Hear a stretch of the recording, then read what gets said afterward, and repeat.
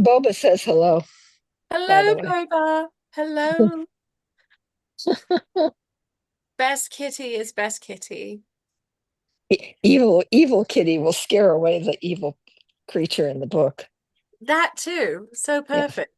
All nice. right, we are live. We are Okay, on there you go. YouTube of There you you. go. Excellent. We are sorted. All right, everyone. I'm going to invite our wonderful guest into a bit of conversation, but I'm so thrilled to be here today. I'm Madam Askew, and my wonderful guest is Michael Merriam, the author of this month's book club read, The Terror at Tierra de Cobra. And it's a wonderful Weird West novel. This is part of why we picked it for the summer because we love the Weird West here as well as other kinds of steampunks. And let's get started in a little conversation with our wonderful guest, Michael. Welcome to Book Club. Thank you so much for joining us. Thank you so much for having me. This is lovely. I've been looking forward to this all week. So Oh, I'm so pleased. Listen, your book was totally new to me when we got going. Our wonderful co-host Bill Bardin helped pick this one out. I'm always very keen for anything from Queen of Swords Press. I know that Catherine has wonderful taste in authors and does such a fine job as an editor. But this was a little treasure of a book. I have to ask you, mhm. when you got started on this book, were you thinking about the Magnificent Seven? How did you get this little nugget of a plot? so so literally, yeah, I was thinking of the Magnificent Seven. I had just shown my wife Seven Samurai, actually, is what I had shown her. And which is it always startles American audiences because it's very long, but it's just a really well put together movie. Yes. And I was thinking about I had run into the monster, the antagonist monster, in other research. I'm kind of a fan of North American cryptids, if you will, and I was like, oh well, and then you combine that with I had recently rewatched Star Trek the animated series, and there's an episode called the Lorelei Signal, where all the men get drawn off, and Uhura has to take command of the ship, and I'm like, well, how would that play out? And it sort of just spooled out from there.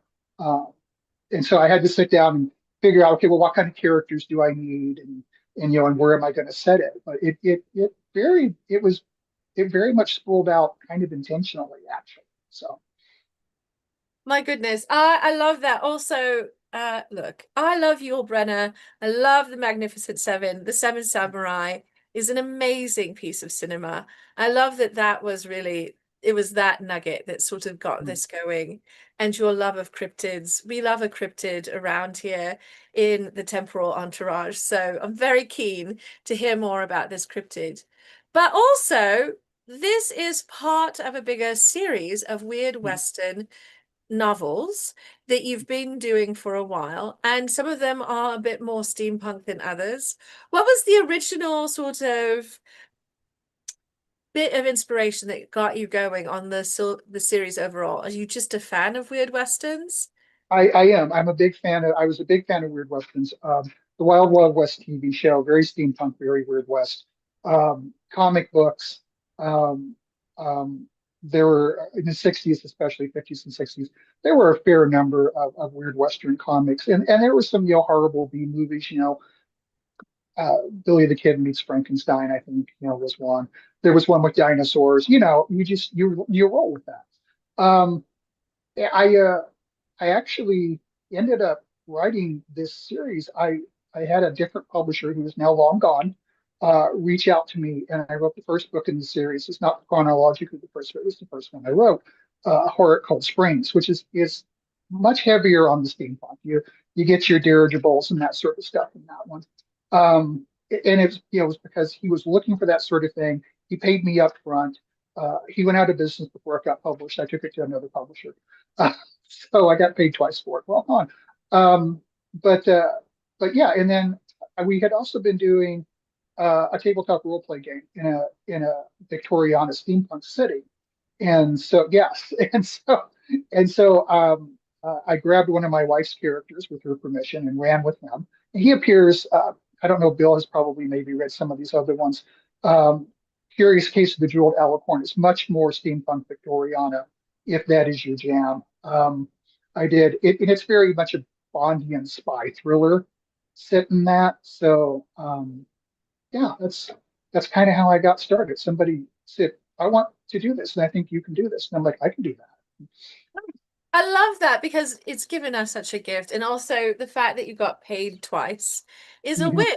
I want that for every author when possible. Maybe not at the expense of our wonderful independent small Right, publishers. You know, right. Macmillan could stand to pay people twice, I'm just saying. So, I love that that is the sort of upshot is you got paid twice and it started a whole Mhm. series. But you also have a like childhood connection with the Mhm. West. I do. You grew up in Oklahoma, which is Mhm. right in that like liminal space between the Southeast and the Southwest, where Mhm. we get into the Wild West, if you will. So Mhm. tell me a little bit about how your Oklahoma upbringing influences your writing. So I did. I grew up in Western Oklahoma, and I was born in Michigan, but we moved out to Oklahoma. My grandmother's father worked in the oil fields out there, and he had been out there since like the 1920s. And so we ended up moving from Michigan back down to Oklahoma when I was fairly young. And so I was raised in Western Oklahoma, and a lot of my childhood was spent in this little bitty town. And when I say little bitty town, I'm talking about 75 people in a 4 square mile radius for this town. It was a tiny, tiny farming community. So, the West was not that far gone. I mean, you look at the last uh, Apache Wars that went into the 1920s. So I was living in this area. My grandfather had been in one of the last actual combat mounted cavalry units that existed in the U.S. Army. So he would these little towns always have these little carnivals and stuff. So one of the things he would do is he would get on his horse. We had this lovely cattle horse, Joe. Joe was twice as smart as I was, and he would get on this horse with his saber and run through obstacles with the horse, steering stabbing paper plates with the saber. This was just the thing he did. And also in the little itty bitty town where I grew up, there was this really, oh my God, this really old dude, really old guy, Marshall Rich. And I found out a little later that Marshall was not his first name. Marshall was his title. He had been a deputy U.S. Marshal for Oklahoma Territory.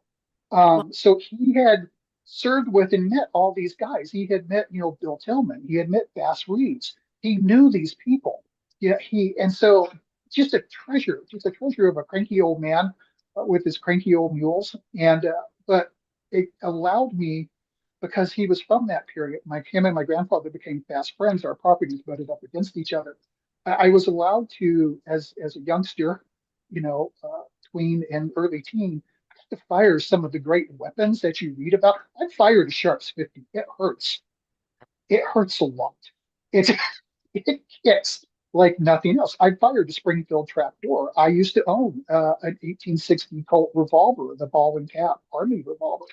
So there was this whole, culture. I mean, I worked on horseback from the time I was 10. I learned to saddle a horse and go out and check fence line and check cattle. And then, of course, my grandfather was a big reader of Westerns, would be it, good Westerns or pulp Westerns. He did not care. And those all trickled down to me. And so you can see how that kind of quickly became my aesthetic, as it were. Yes, well, and also why you look so comfortable in your bolo tie and your Yeah. West kit today. You look so dapper, and it's just Thank like you. very natural. Like, of course, this is just how I roll. I'm from Mhm. this part of the world and I write weird Westerns, don't you know? Right. I love this, but also you have a connection with Bass Reeves. What an amazing thing. You're like Right. 2 degrees of separation from Yeah. this incredible historical character. Yeah. Yeah. It's Marshall Rich really spoke highly of Reeves. Uh, he he had things to say about the the judge for Oklahoma Territory, who was based out of Fort Smith, Arkansas. Oh, He didn't like the guy very much, frankly, to be perfectly honest with you. But he spoke super highly of Reeves. He was very sad, when Reeves was killed. He spoke very highly of the guardsmen who protected Oklahoma Territory. He didn't always speak highly of the territorial governor, George Washington Still. He didn't like him very much either.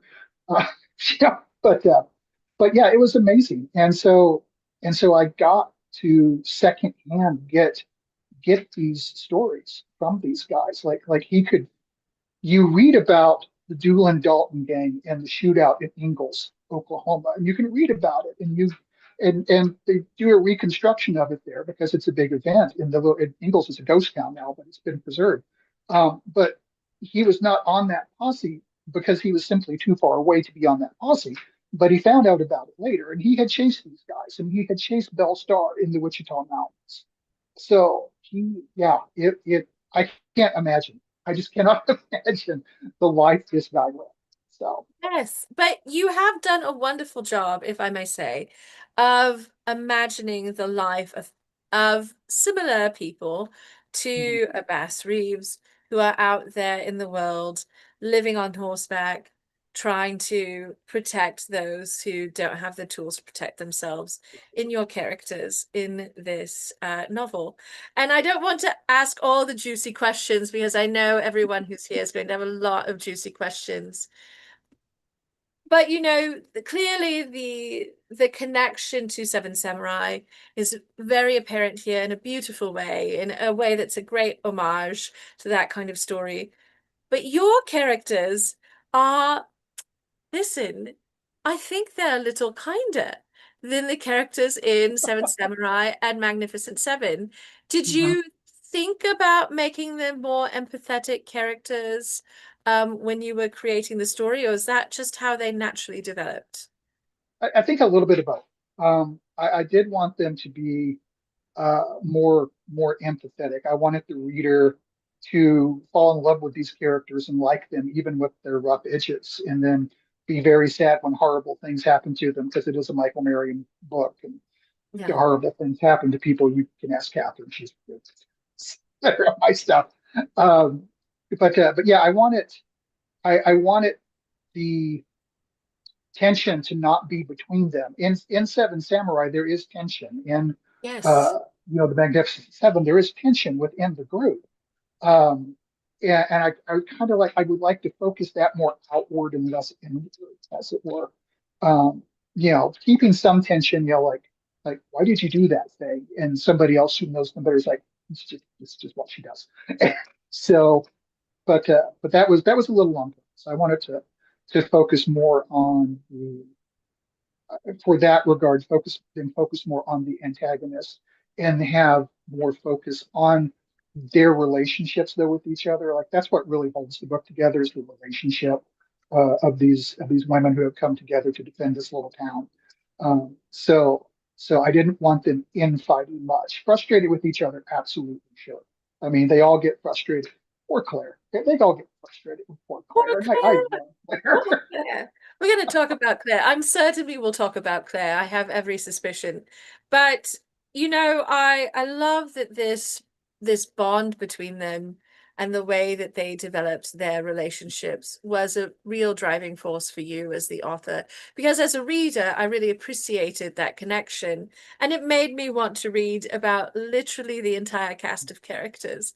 Wow. So are there more stories about some of our survivors? Are there previous stories about some of the characters that we meet in this book who may have backstory? So there is. I'm planning to write the story of how Elizabeth and Ophelia meet. So I've got that on the burner.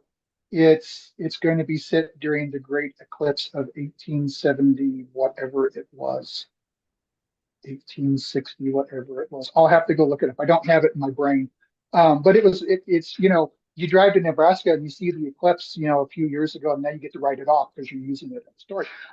So I immediately wrote the notes. So I'm going to be using them again for sure. I'm considering writing some early stuff with Abigail Long. Uh, Yes. yeah, I just I'm sorry it ended up that way with her, but you're in a Seven Samurai story. That's how it Yes. goes. Yes. Um, For those who and have not seen the movies, this was something I very much expected, even though I didn't yeah, want it. Michael, you made me love these characters. They are great characters. yeah, So, and like originally Maria survived, but I realized no, I have to kill. Yeah, it's such an emotional gut punch, but yeah. because she is in a lot of ways the through line right up until the end. But yeah, it's hard. I I hate abusing my characters, but that's part of the gig. Yeah, So yeah, it is. It's part of the gig as an author.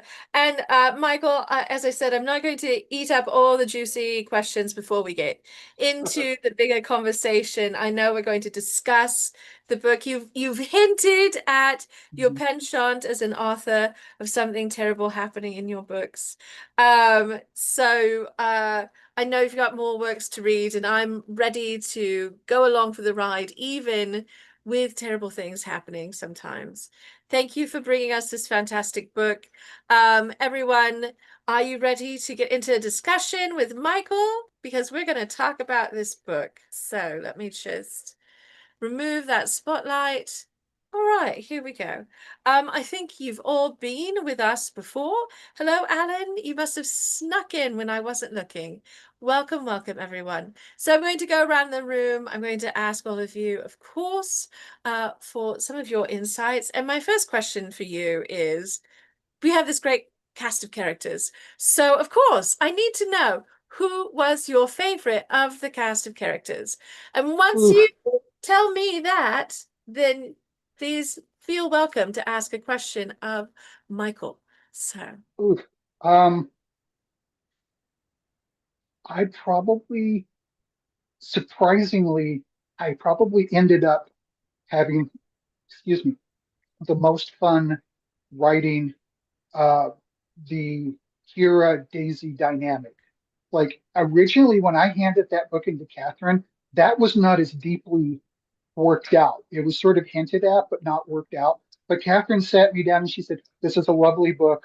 I absolutely want to buy it. I need about 7,000 more words."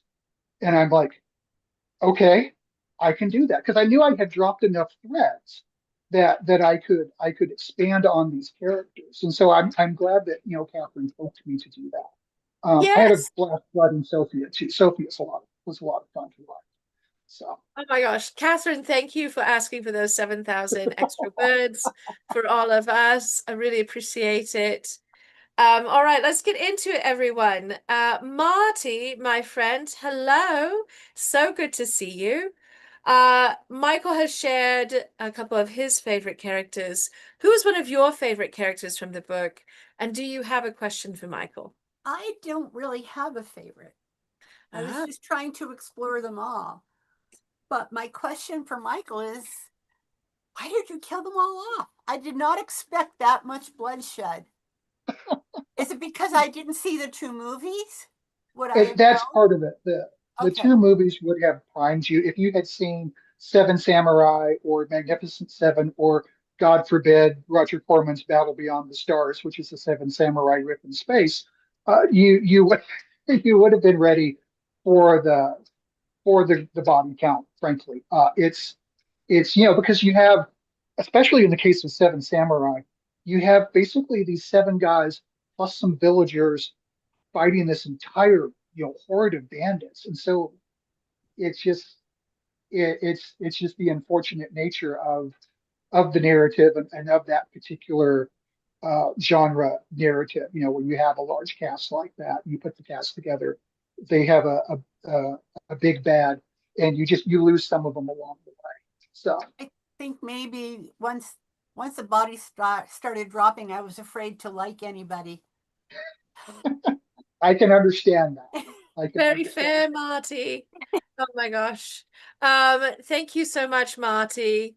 And also thank you, Jim Colette, who's reminding us that the newer movie version of Magnificent Seven features Denzel Washington in the Yul Brynner character role. And look, Yul and Denzel, you are safe with either one. They're very good. Excellent movies. Thank you, Jim.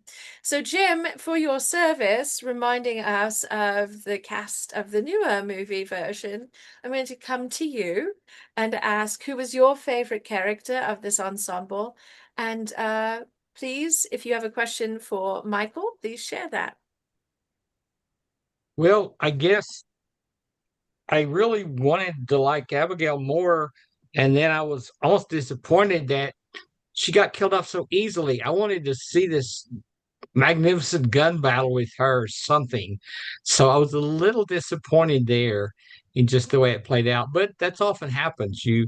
Your greatest fighter may suddenly get caught off guard. So it read true. I don't mean to criticize that, but I was like, oh dang, I really wanted to see her in action. And I liked her kind of the reader books and all that too. And I guess Daisy would be next after that because I love the dime novel idea of being writer and all that. So uh, I don't know if I have a real question, but yeah, uh, let's have one with Abigail. Definitely, I want to see her in action. I want to see that happen.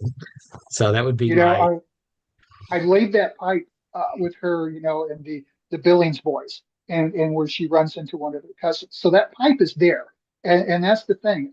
After I finish something, I usually subconsciously lay pipe like that, and then I go back to it and build on it later. So like that would be a thing. I would probably eventually pull that encounter out and use that. So Oh, excellent. Abigail is such a great character, and you really bring all of your characters to life so much. But I echo Jim. I really want to see more Abigail. She's just such a stunning character. All right, Kelsey, my friend, so good to see you. See you. Who was one of your favorite characters? Oh gosh, I am so team Kira and Daisy. I love their dynamic so much. And I know this was written long before this, but I play a lot of Baldur's Gate 3, and all I could hear was Lae'zel, the Githyanki warrior. I'm probably pronouncing it wrong. Just that single-mindedness with the mission. And I love that Daisy comes on along and just shoots her shot with no fear in the world whatsoever of this tough warrior lady. She just goes for it. They make me so happy. I would read anything about them. I love that dynamic so much. Um, I guess for my question, there was so much cool world building that went into this. I would love to hear more about the thought process behind Claire and her really cool using the church tower for getting her set up, like what went into that, because I adore stuff like that. so yeah, I always try to in these books, and honestly, this is probably the lightest where I have like a very steampunk supernaturally element. And so I was thinking, okay, well, what is Claire Dashel's, thing? Well, she's a reporter. Well, how does she get her and how does she get her reports ahead of everybody? How does she get them ahead of other people? Well, she has this little piece of technology that they don't have. And she can either use it to broadcast to other stations, or she can hook it up to a regular telegraph if that's the case. So that gives her, because it's a portable telegraph, basically, it gives her an advantage over other reporters. And then I realized, well, well, how does she use it? I had to think about that. How does it actually function? And so then I realized, well, you have to transmit somehow with it if you're not, hooked up to real wires. So you're instead hooked up to broadcasting wires, and then the wires became copper. And then, copper was, of course, the Achilles heel of our creature. And I'm like, well, how best can I use these? And I use them extremely gruesomely in the Belf, we see it in the first time what happens if one of these creatures gets caught in that broadcast field, because that's what's happening. They're being caught in the broadcast field. So that sort of it's you look more clever than you are sometimes as an author. It's sort of like, oh well, yeah, of course. Oh well, yeah, of course. And it was just one step of, oh well, yeah, of course, after the other. So I love that. It almost was a little bit gothic with the church imagery and with the monsters and stuff. And I love that sort of thing. So thank you. That was cool. Thank you, Kelsey, and thank you, Michael. It's so, listen, I thought that the wireless was such a, well, it's wireless, but not wireless. It has that copper wire, but it's not plugged in, right? And I thought it was such a wonderful piece of steampunk tech, and just you used it so brilliantly in the book. I was like, oh, people are gonna die from radio waves. I love it. Right. So, Ronald, hello, my friend. It's your turn. So good Hi to see. there. Hi. Well, my favorite character, I think, was Maria. I've got a whole list of notes over here for a change in Oh, case I I get love a it. chance to take over the thing, you know. Uh, but I really liked Maria because she's the first person we see pretty much. And she is also the one person throughout the whole book that really evolves. I really like that because she's just a, she's just, kind of like everybody else, all the other women in the town to begin with. Her husband, you know, he he's gone to the first wave or whatever, But and then but still she's not, a leader yet. But then when she goes, she's making the decisions to go to the town and ask for help. She's the one that thinks, well, maybe not men, maybe women. Yes. And then it just keeps building and building. And she has all these internal conflicts. And it's not stream of consciousness or anything like that, but you really get a lot of her in this story. And I love that. I really love that. And the sacrifice at the end, she's and I loved, if she's got to go, this is a hell of a good way to go. And I love it when Catherine leaps on her, is gloating and all of that. And she says, thank you. For what? Talking so much. And she blasts them. And when by doing that, she takes out Catherine, she takes out the zombie-like creatures that are still there, and she is a distraction, and she breaks the between the monster, the creature, and Elizabeth. That's I love that. All of that is her. She's just a great character. Thank you. Yeah, I like Maria. Um, and originally she was going to make it through, and then I realized that I really needed her to sacrifice everything through the village. And yeah, that's an emotional gut punch, but then well, Maria passes into legend. Clara Deschelles is right there to write her story, so she's never forgotten. Um, but she and writing Maria and to an extent also Ophelia, one of the things I always try to do, I I like to really poke at the genre of westerns. We're so soaked in the John Ford, John Wayne westerns, and it's a funhouse mirror. And so I like to poke at it more. And one of the things I really felt like poking at with those two characters was frankly the racism. This is a barely post Civil War time, and and and so I like to poke at that. The scene where they're first meeting with Ophelia and Elizabeth in the boarding house, and Ophelia and Maria realize that the two women of color are the ones standing around like servants, you know, kind of off to the side and that sort of thing. So Maria was she was really a joy to write, to be perfectly honest. And she really, as a character, in a lot of ways, wrote herself, and she developed in my head quite a bit. She was originally, the quiet, good Catholic wife, and that's who she might have been, but circumstance turned her into something else. So, Very good. And today I read the novel last week, and today I went back through it, and zipped right through it to pick up things that I had either forgotten or wanted to note on it. And in that, I wanted to say that one thing that I really loved was in Daisy.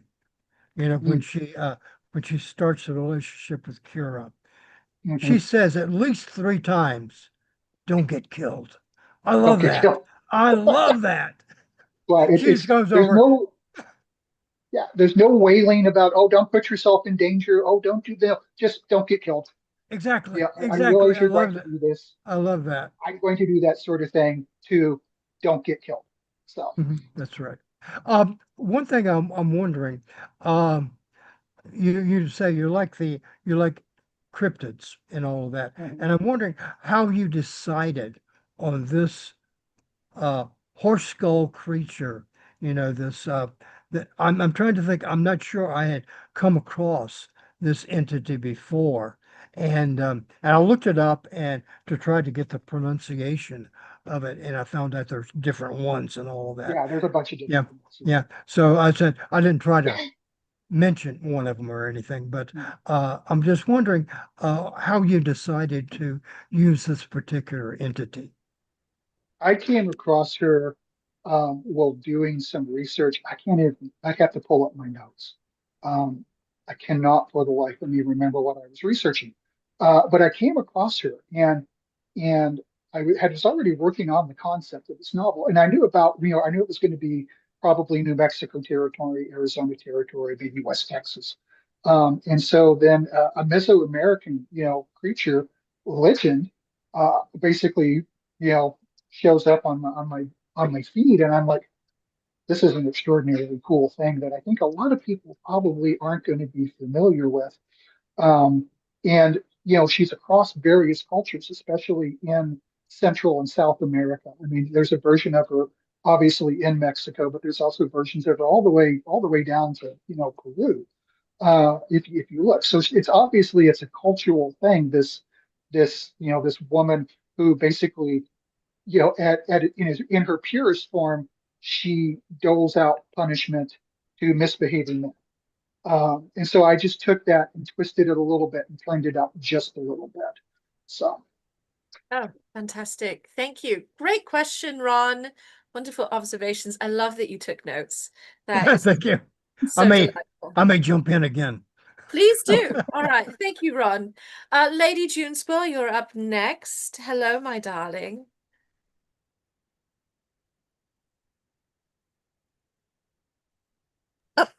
Okay. Well, when the book was first suggested, I don't really like horror. And I whipped my way through it and I thought, okay. And I got to the end. And then I was going back over today and I was like, oh, yeah, all the relationships between the women and Daisy and Kira, the Hickory Apache woman, I really liked them. They were fun. They they stood out, I thought. So I don't really have any questions. that that's Thank you, fine. I Lady I, I love Junespel. the unicorn one, Bobby. Oh, That's great. yes. June is a queen of unicorns. Thank you, my I darling. love, I Queen of a love lot of that. things.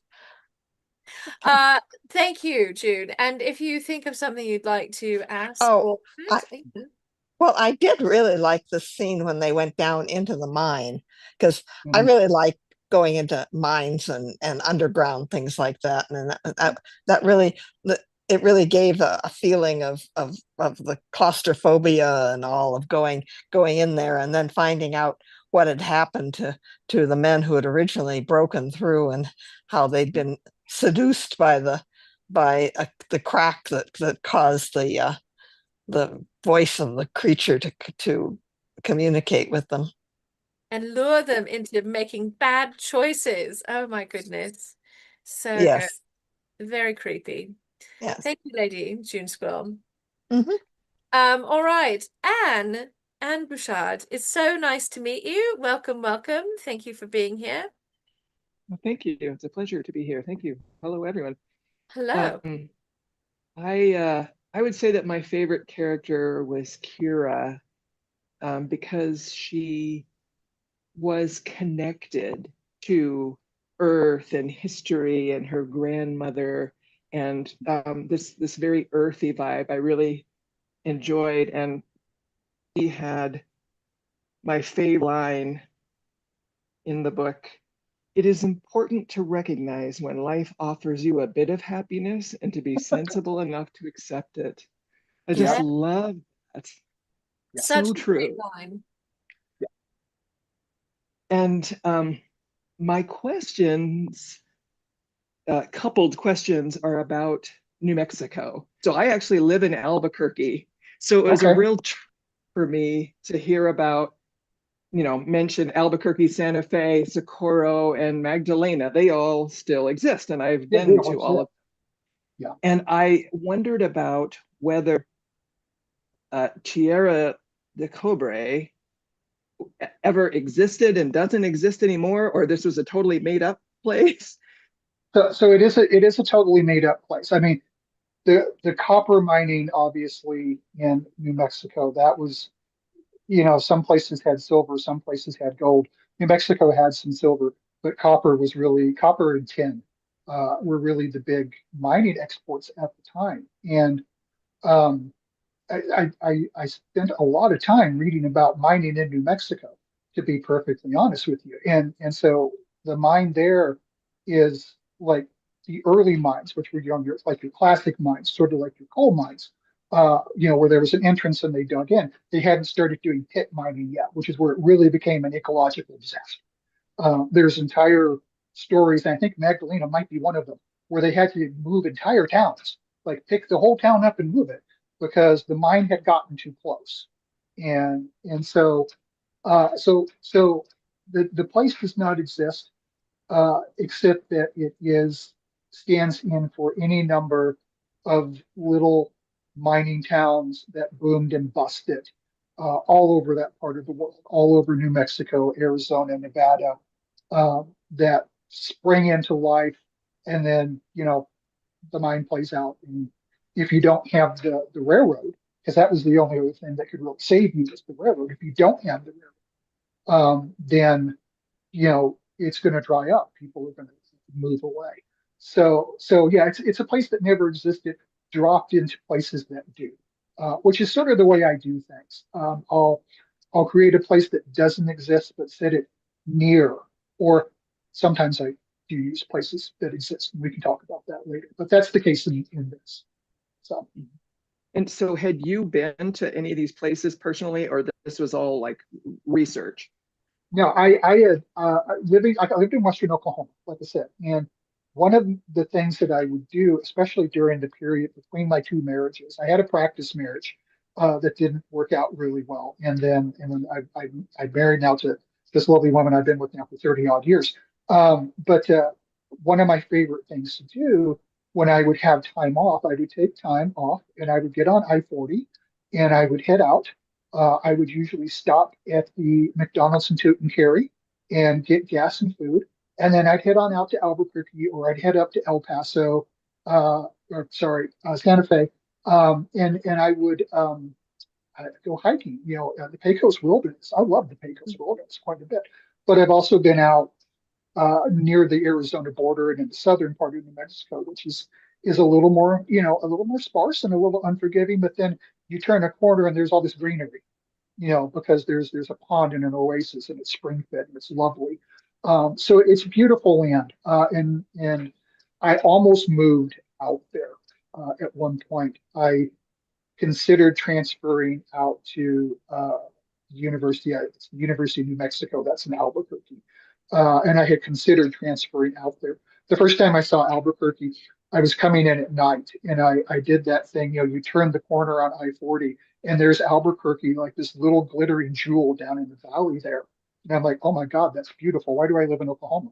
And so, but yeah, I've spent a fair amount of time in New Mexico and in places that are very similar terrain in West and Southwest Texas. So. Thank you. And Wonderful. great questions. And I love getting more of the history and more of your personal experience with the area. So good. And I'm so happy you joined us. Welcome to Book Club. Yeah. Thanks. Yeah, can I actually go to something that you were talking about at the very beginning? You Sure. mentioned another book that's more steampunky and was like James Bond spy something. I Yes, didn't catch the title. Could you repeat the title, please? it's called The Curious Case of Bejeweled Alicorn. You can find it in my bibliography. I dropped my bibliography in the chat. And yeah, the lead character. You first meet him actually in the very first book I wrote. He was part of that complete disaster. And by disaster, I mean it's alien in a ghost town with a steampunk aesthetic in the 1880s. That was the first book I wrote, or Cold Springs. And then I took one of the surviving characters and ran with him. And he is more Victoriana, and he appears in Curious Case of a Jeweled Alicorn, which is a Bond and spy thriller, and then A Study in Violet, which is a Holmesian murder mystery. And I've got on tap to do a comedy of matters with him next. So at some point he's going to get that third book. So Oh, that'll sound fun, really. Thank you. Thank you so much. And I've also dropped the link to Michael's bibliography in the chat. So if you can't find it scrolling up, there it is fresh. Because we want everyone to find the books, of course. So great question. All right, Cindy Joy, my friend. How are you doing? My hands are cold because I refused to turn on the heater in June. It's very Which reasonable. is why I'm making these weird hand gestures. But yeah, so my favorite character was Daisy. I liked how just like straightforward she was, and just very no nonsense, and very calm and put together for her age. It really seemed like. Yeah, so she was my favorite character. And I think my question, and this might be something that would be answered if I was more familiar with the two films that we've been talking about, Seven Mhm. Samurai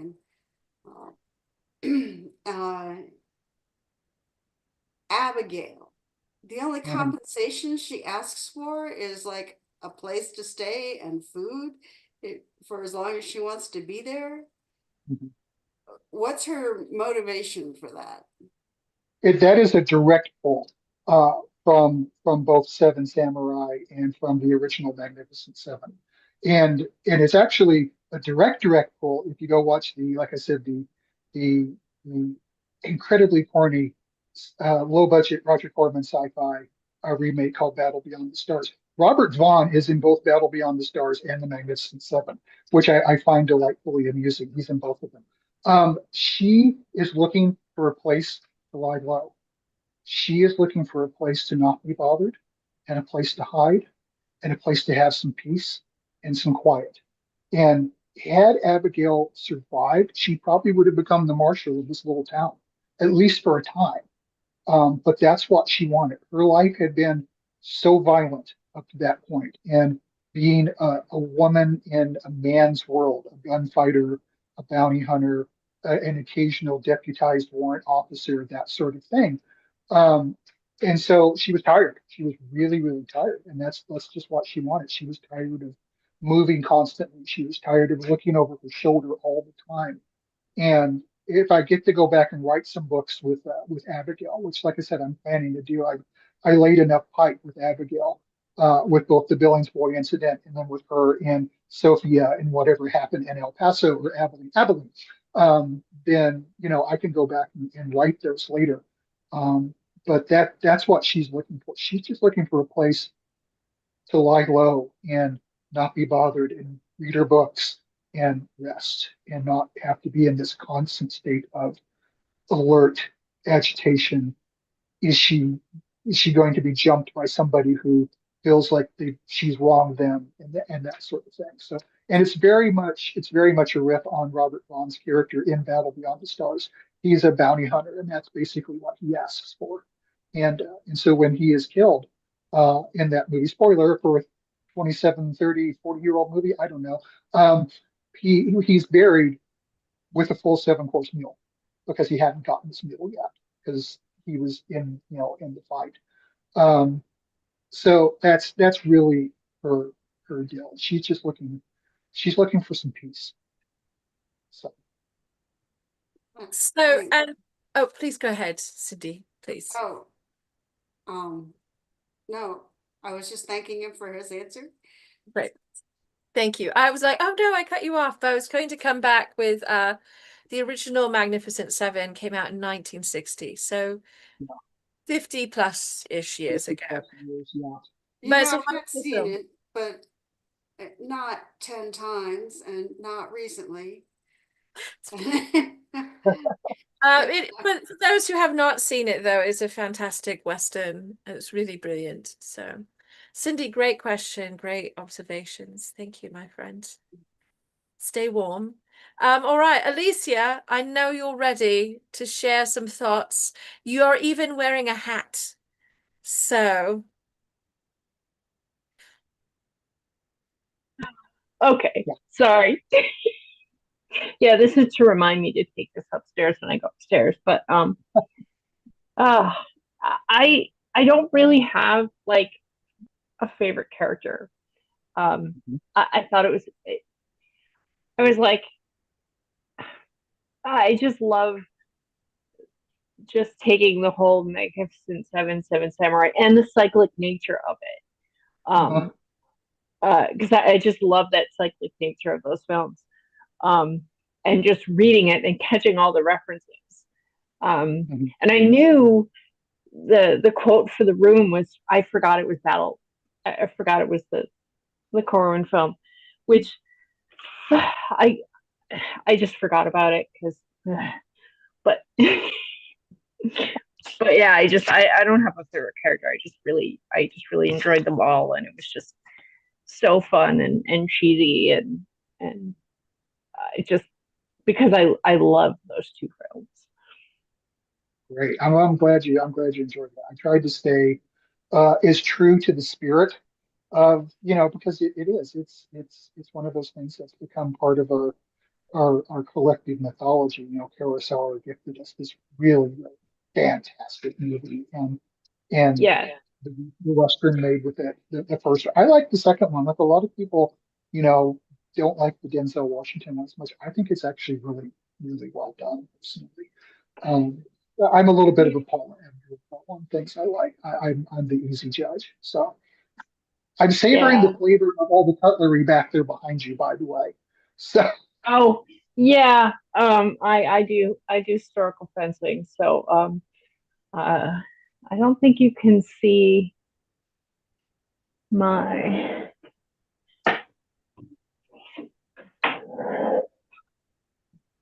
this is this is this is Francois. This is my pattern cavalry saber. nice. That would be So pretty much yeah. the type of thing my grandfather learned to use. They had switched to the patent saber by the time he was in the cavalry. So Yeah, and that's had that one is that was uh when did they do when they just I think it's 1896. yeah, around that time. Yeah, because those are the it's the not the ribbon hilt but the slot hilt. But anyway, yeah, I didn't really have a favorite character. I really enjoyed them all. Did you intentionally choose all of the characters to be women, or was that because of the character that you found? I actually, and this is a great question because the initial bit of this book was yes, they were all going to be women. I was going to take the trope and stand it on its head a little bit, and I really wanted to do that. And if you go out, I don't have Catherine might be able to find it. Um, there's a song list actually of stuff I listened to while I was writing this, and so sometimes I would get like all of them originally had an initial. This is the song that is them, and then they outgrew them eventually. But yeah, initially I had decided that this was going to be an all women cast. So oh, fantastic. Great question, Alicia. Thank you. Yeah, I have more, but we'll move on. Oh, yes. I'll be here all damn night.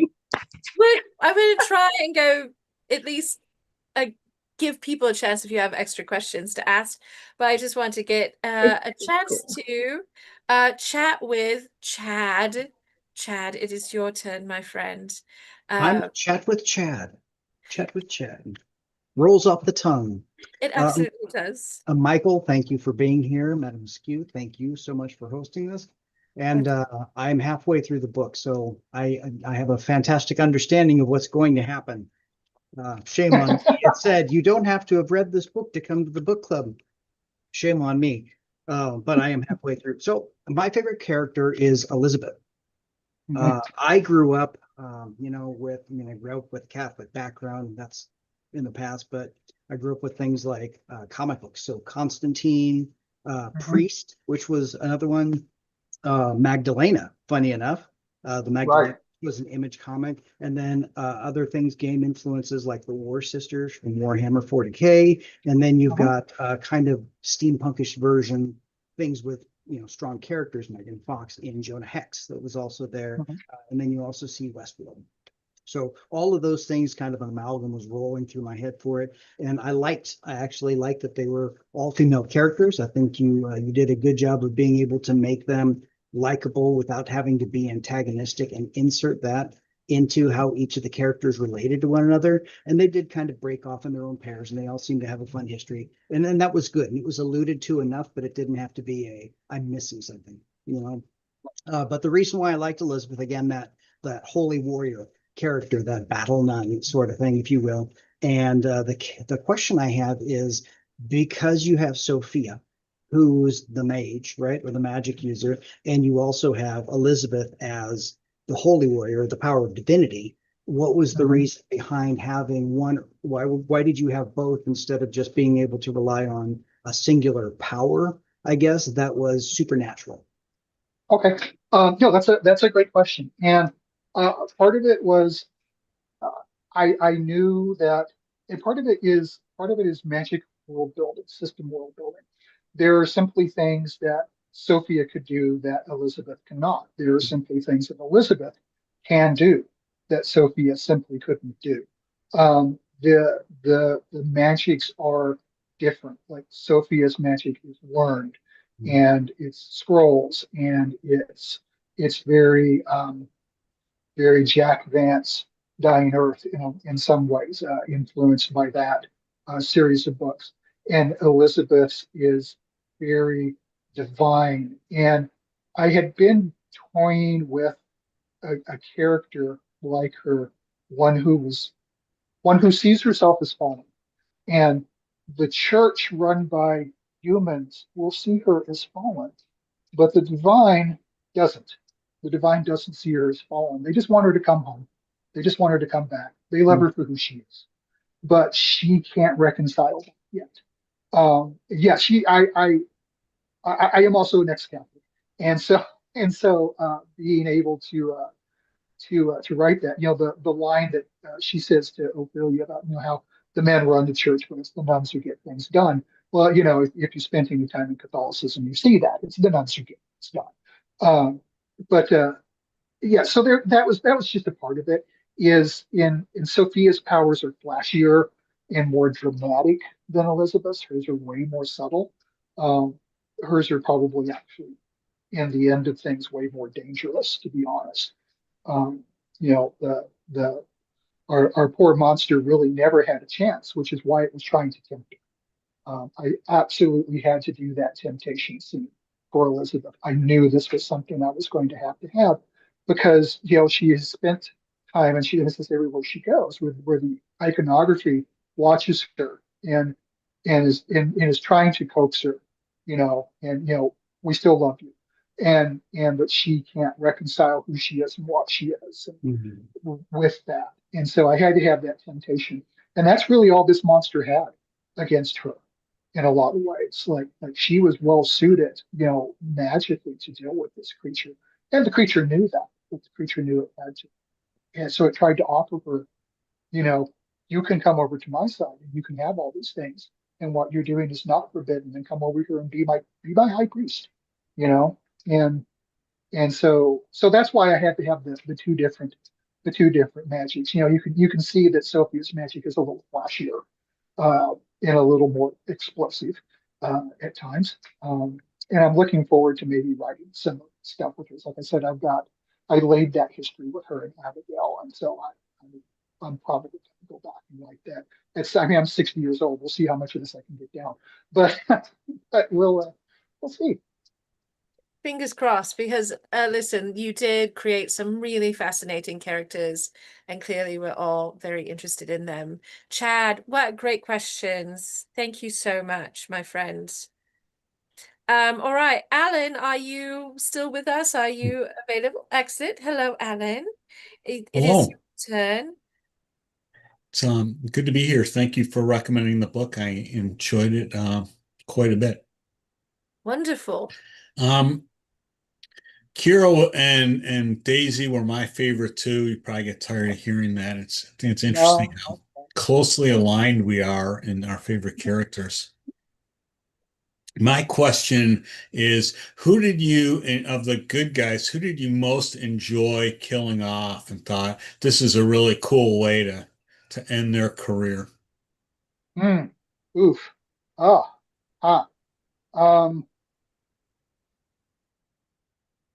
I would say Sophia's explosive end, probably, in a lot of ways, you know, where she literally holds back the force of this creature's sonic attack, if you will, for as long as she can, and is just defiant until the moment she is destroyed.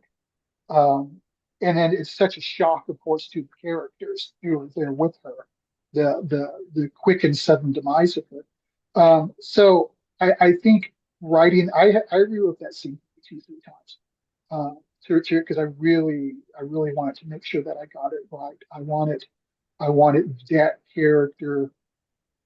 You know, I knew she was going to die in that moment, and I just wanted to make sure that it was good. You know, and so, you know, and getting blown up so everybody else can get away. And just in general, for you, Kira and Daisy lovers, you can thank Catherine for that, because that relationship really did get fleshed out quite a bit when Catherine said to me, "I need you to make this longer." So I was able to take that relationship and add a lot to it, and I'm glad I did. So, and now I've got two characters that I can explore in the future. You know, two very young characters who I could, you know, write for years and years if I want to. Well, even the characters that you killed off, you can use in the future because you can write their backstory. So that's the nice thing about fiction. You can always add more in the past. Alan, I love that. Thank you so much, my friend. It's so good to see you today. I'm glad you enjoyed the book, as I did as well. So, all right, Chuck, my friend, it's your turn. Hello, sorry for being late today, but I made it. You made it. Yes. And thank you to you and to Bill for organizing again. I always appreciate these book club meetings. It's always great and entertaining to be able to talk to the author. So my favorite character was Ophelia. She was just badass and wasn't very straight shooting, straight from the hip pocket, gonna, you know, this is what needs to be done, this is what's going on. And who is her? I think Elizabeth was her partner. Yeah. And how they had they didn't even need to talk. They just gave each other a look, and they had a whole conversation in a look, and it was just like, wow.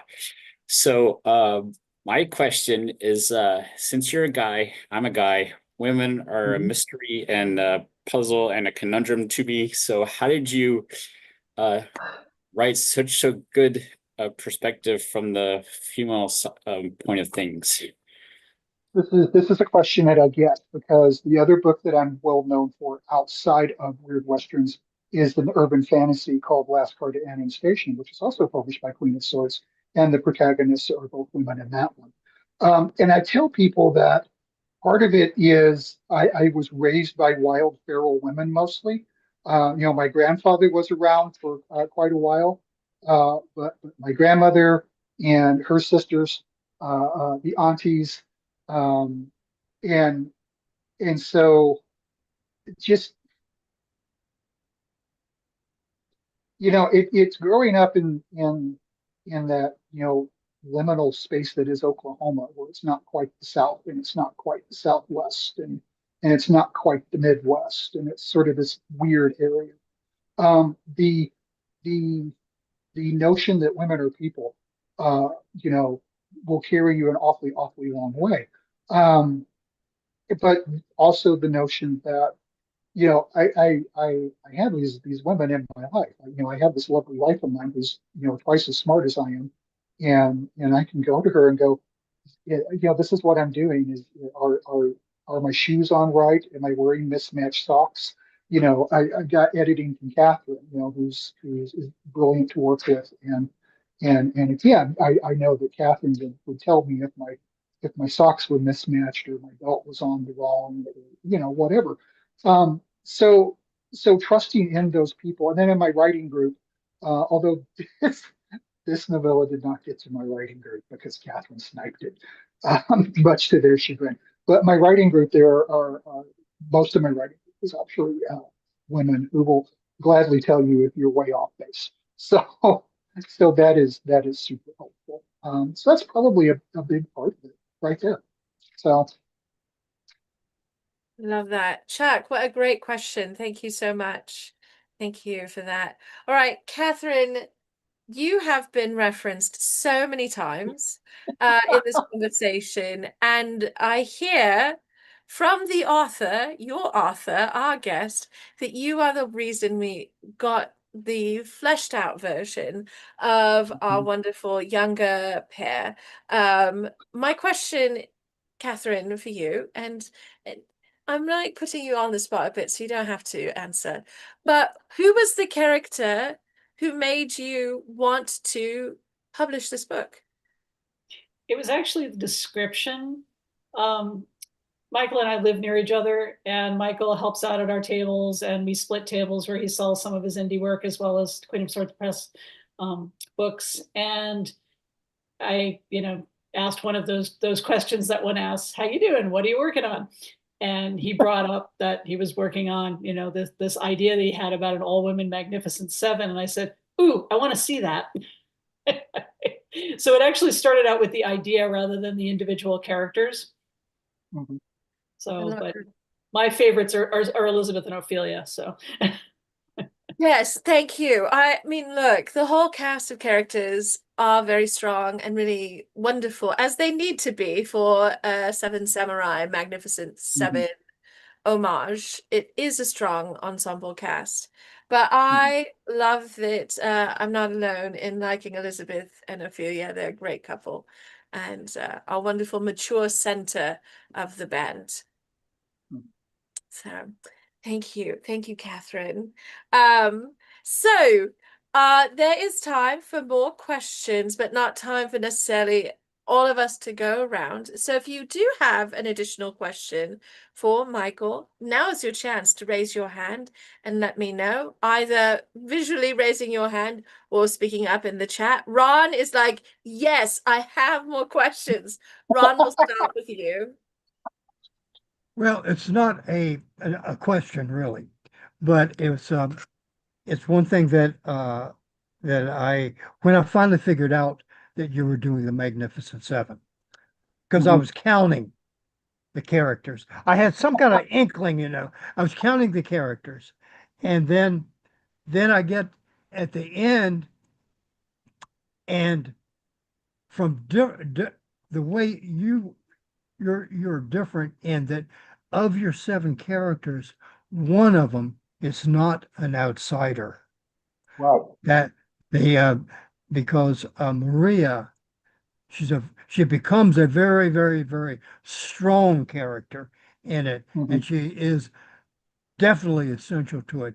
And I thought that was very interesting to make her a member of the 7.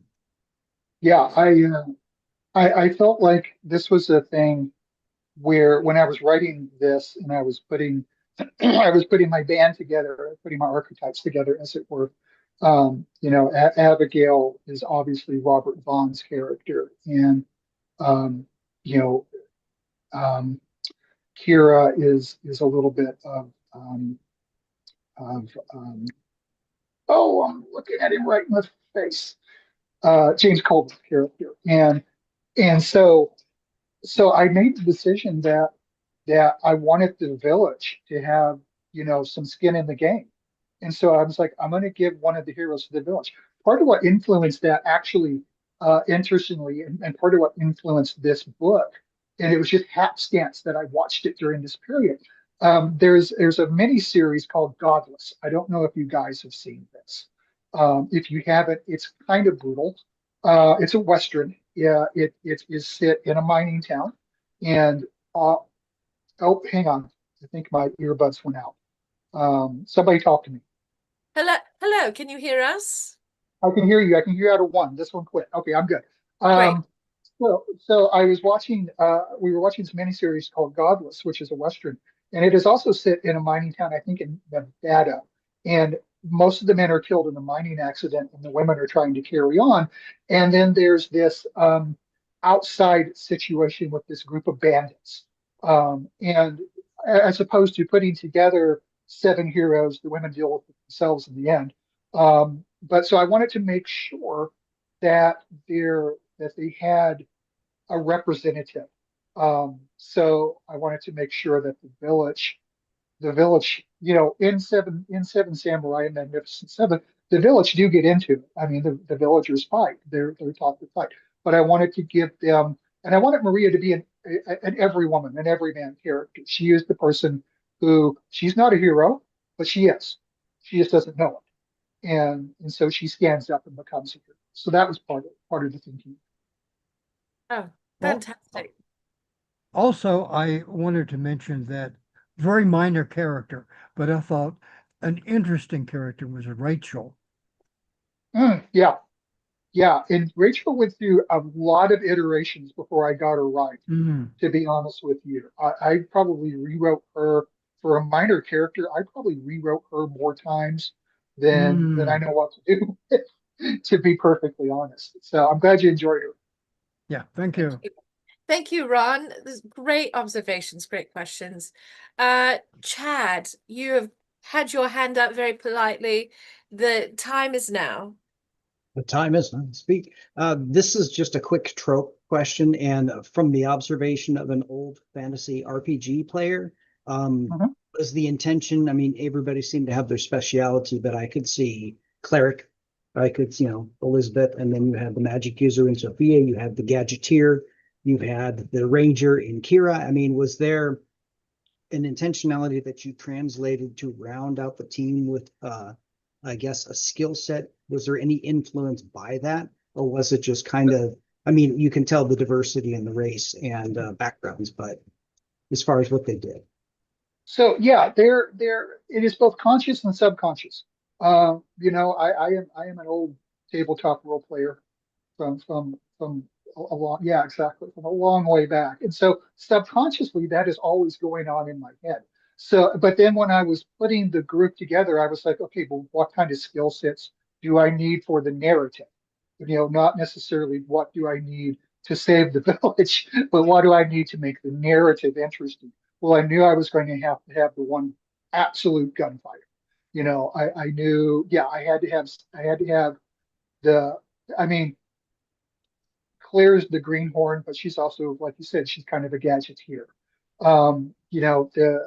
Ophelia's sort of your seasoned every person, with a variety of skill sets. You got 2 different flavors of magic user. You've got, Maria, who's just earnest, and willing to, fight for what she believes in. So it was both conscious and subconscious, to be honest. So.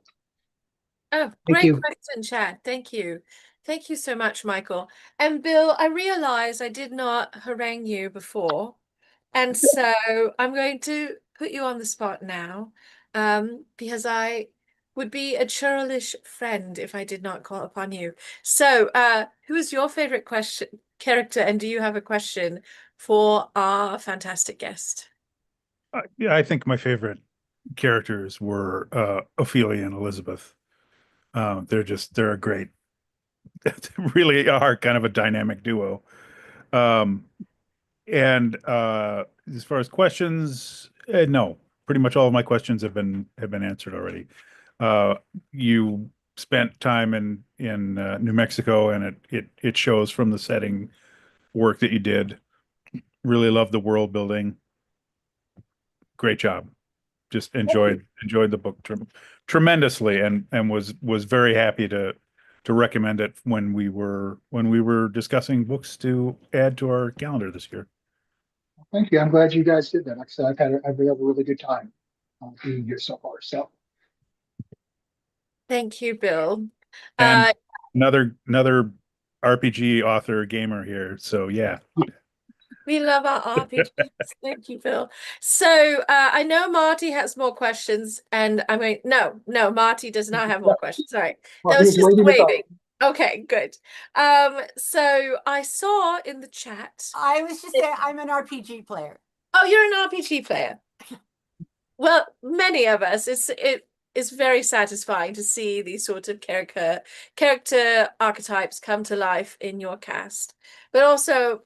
Catherine mentioned that you are sometimes a screenwriter, and I think that you bring not only your love of these movies, this sort of inspiration, but it is very cinematic, the way you describe your fight scenes and the approach. It makes it very visceral on a lot of levels. But is that something when you are writing that you're imagining the scene of it all as you are plotting out the story? Can I tell you all a little secret? Yes. I wrote the screenplay for this before I wrote the novella. I wrote this originally as a screenplay. The screenplay has been out on the circuit last year for any reasonable film festival that took unproduced scripts, because I was trying desperately to find somebody. And it did very, very well, and won some awards out on that. And I have been told by 3 different people who are in the business, 2 of whom who are managers and agents, that this is fantastic and we love it, and we could not get it produced because you're a first-time screenwriter and this would cost a lot of money to make. So I'm in the process actually of writing like some short films to try and get those produced, to get the production credits, to show the people who can make something that's going to cost a lot of money that it's worth throwing money at, or throwing money at a production team, and then I'll try to make sure you don't screw it up when you do the rewrites, because that's the business. Although if they want to just give me a giant wad of cash and screw it up, I'll just be like, okay, well, I've got the book. So well, I'm not going to lie. I'd love to see this on the screen. It really does have a wonderful cinematic quality to it. And some of my favorite pieces of media are very akin. So I'm not surprised that it resonated for me. Do we have any more questions for Michael while we have him here with us? We have a few minutes before we need to wrap up. Yes, Alicia. We'll go with Alicia and then Ron. I saw your hand go up too. Yes, Alicia, please. Not so much a question, but one of the pieces of the book that I really liked was the shootout. It was like, oh yeah, we have to do this, because because it's so much like the scene in The Seventh Samurai where he's just like, buddy, you don't want to do just want to do this. And he just resigns himself to the fact that, okay, you're going to be a dork. You don't want to be a dork. I don't want to kill you, but you're going to make me. Fine. And it lasts like 7 seconds is the whole duel. Right. And really, you know, the trope of the Western gunfighters at noon on the street, that didn't happen. It maybe happened once or twice where true gunfighters squared off against each other, but for the most part, it didn't happen. There actually weren't as many gunfights as you might think. Most of the fights in those Western towns were knife fights. Yeah. One of the first things a town did once it wanted to be civilized, once it was over its wild and woolly, once the lawyers and the rules and the schools and such appeared, one of the first things you did is when you rode into town from the range or whatever, is you checked your guns at the marshal's office or the sheriff's office, but you didn't have to check your knife. And so most of those fights that you will find, if you look at the actual historical accounts and records, were mostly knife fights. The big gunfights, there were only a couple of times where big name gunfighters squared off. Luke Short and Bill Longley come to mind immediately. No, not Longley. Oh gosh, I can't think of his name. I know who you mean, though. I just can't think of his name. Yeah, and that was in Fort Worth, and that was an argument over a gambling hall, and they weren't wearing guns and holsters on their hips. They pulled their guns out of their pants pockets. So yeah. Oh, so I default pretty much too, just so yeah. Yeah, I was kind of surprised at some point in the book that Maria didn't pull out of course, because I need the name and it's important right now, but the Spanish switchblade knives. Yeah, I had thought about that. You know, the little knocked ones. Yeah, I had thought about that. And I decided I had a lot going on in such a short space of time. Was part of the deal there. So yeah, it's just I was just kind of surprised to not see that because there was so much other pieces. But again, as you said, there's only so many pieces you can do. So maybe in another story. You would like more. All right, good, perfect. I'm not pushing. Just kindly requesting. Thank you, Alicia. Great observations. That's wonderful. All right, Ron, you took notes. You've got some other questions or observations. It is your turn, my friend. Well, observation mostly, not really a question, maybe. But one thing that I really liked was the relationships of the characters, that they knew each other, you know, some of them anyway, except for the townspeople, because of if they had come together somehow.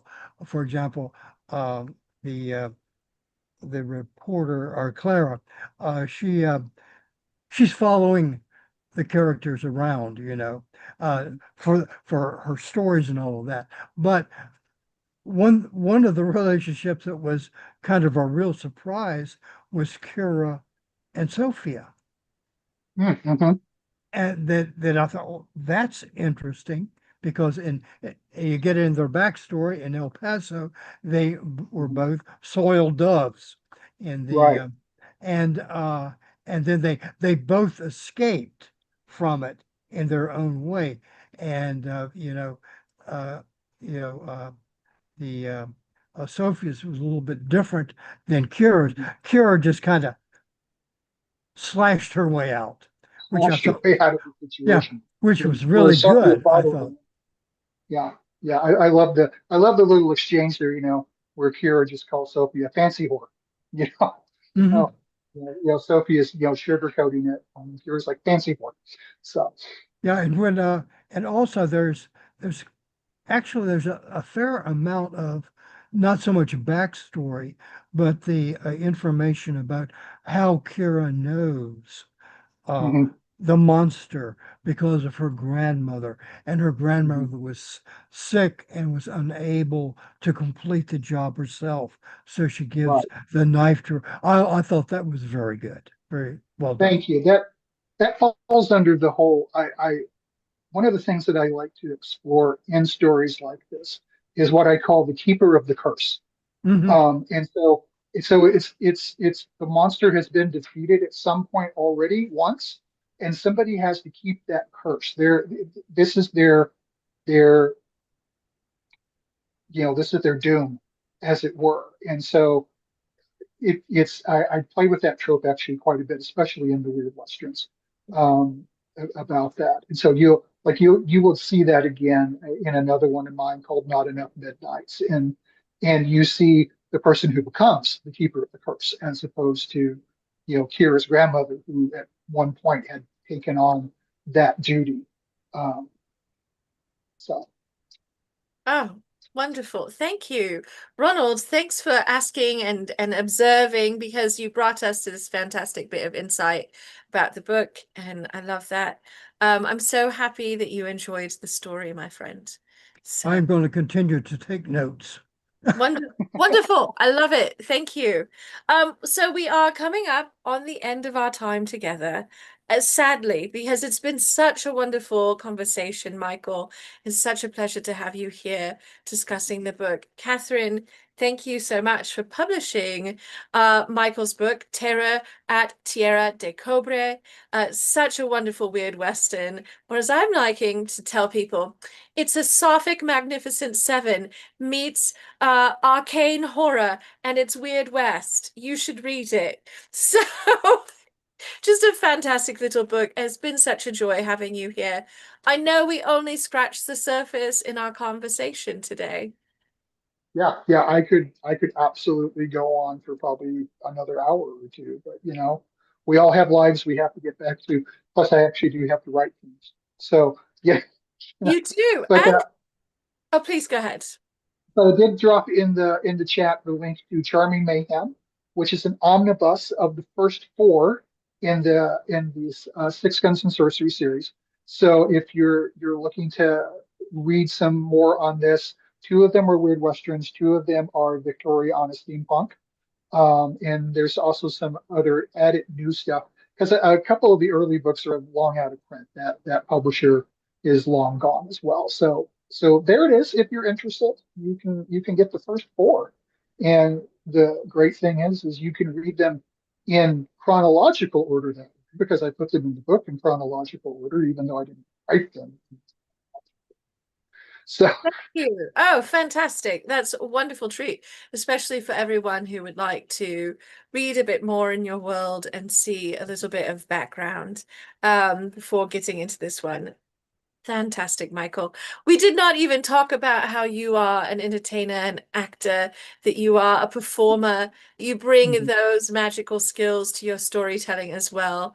But it's clear that you have such a wonderful passion for storytelling. It is clear on the page. It was a gripping, wonderful read, and it was a delight to talk about it with you today. thank you guys so much for having me here. It's been absolutely lovely. I've enjoyed this quite a bit. And you know, if you see me in the wild somewhere, I know that we're all scattered wherever we are scattered, but I will be at Worldcon in Seattle in August. So if you happen to be at Worldcon in Seattle in August, you can come up and find me. And if you want to talk more about this, or if you want to talk about something that has nothing to do with Weird Westerns and steampunk, I'm still your guy. So you know. Thank you, Michael. Well, I'm looking forward to seeing you at Worldcon, and Catherine as well. Worldcon this August in Seattle. And I think you can still make arrangements to go, although the convention hotels are booked up. But my darlings, this is the end of our time. So I want to share next month's book. Bill, do you happen to have it in your hot little hands?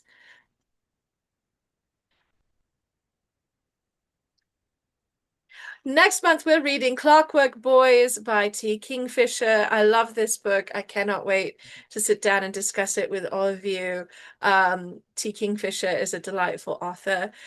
She won't be joining us next month, but I will be having her on later for an interview, so we will get a chance to talk with her. And then in August, we do have a little bit of a schedule change. So normally we meet on the third Sunday of the month, unless it's Father's Day or Mother's Day or Worldcon is happening. And in that case, we have to change our date. So we're going to be meeting on the fourth Sunday of the month in August. Bill, do you have that date, or do I need to go to my calendar?